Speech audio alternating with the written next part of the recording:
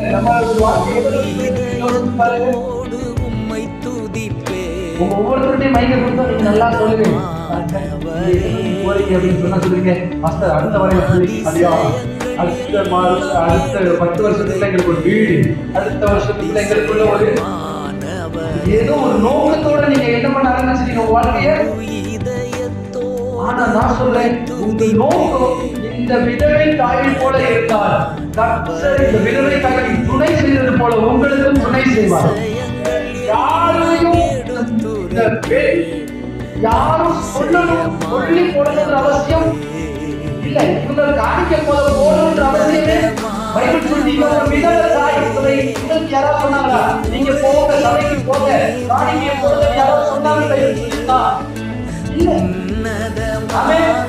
ஆனா பைபிள் கிளியரா சொல்லி ஒரு விதவை தாய். ஆனா ஆண்டவருக்கு என்று இவருடைய மனசு எப்படி இருந்ததுன்னு வேத பண்டிதர்கள் சொல்றாங்க அப்படின்னா,